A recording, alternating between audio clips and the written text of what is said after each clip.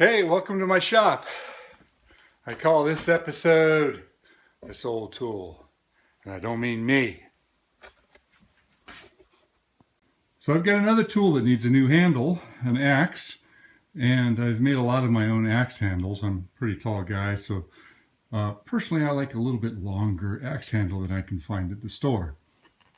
This one, this isn't an axe that I've used, it's one that I found. I said this really needs a new handle.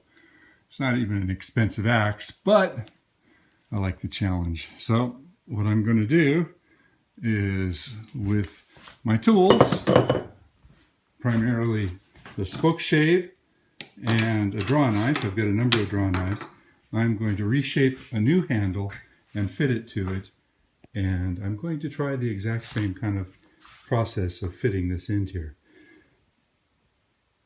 What I'd like to show you today is how I refitted and actually made a brand new handle for this 12-pound maul, and I made a long handle for this axe.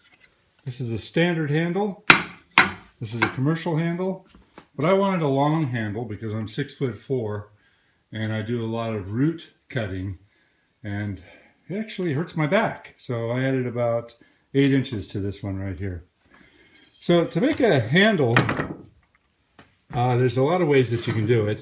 In the old days, they used to cut them out with a hand saw and then scribe them down and work them down and use a draw knife and a spoke shave and just keep going and going and going and then scrape and sand. Well, because I've got a shop here, I used the band saw and got it down close, but I did use this spoke shave a lot, and that's what got it down to the refined shape that I needed. What you can do is, if you've got an axe head or a maul head that you need to replace, you can actually take the head, and when you cut the top of this piece of wood flat, you set it up on top and you could scribe around with a pen or a pencil, and that'll give you the shape of this. And that's very important that you get it so that it's not too small, not too big, and actually fit the inside of the opening of the head of the tool. So I am doing something a little bit different here. As you notice, there's a couple of little pins right here. I'm always having a hard time with axe heads and maul heads coming off. I hate those old plastic ones, and frankly, the commercial ones, they just shove this little piece of steel in there and say that's good enough. There's a wedge in that piece of steel, and after a couple hours work, these things always come loose on me. So I'm trying something different. I'm leaving the head, or the top of the handle, a little bit proud, and I've got a good solid hardwood wedge in there that I pounded down good and solid. And then what I'm doing is I'm taking a brad and I sand down the end of it so that it's true, and then I can chuck it in my drill here without it going round and round and wobbling. See, here's a couple of little bits I've already cut off. And using the brad as the drill bit, you can drill right through quickly, and it's a perfect size hole. Then you cut them off with a hacksaw, file them a little bit so they're smooth. And my theory is, because the wedge has been pounded in as solid as it can, these little pins right here are going to help, I hope, they're going to help keep that wedge from working itself out. So I did the same thing with this one over here. You see I've got a couple little pins up there. And I used a good solid hardwood wedge on this one. This handle is ash, and I'm not sure what kind of exotic hardwood I used, but it was really dense. I took it to the sander and tapered both ends to get a real long, thin wedge on there.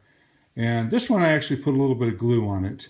I'm not sure how well those pins are going to work, but in theory I believe it will.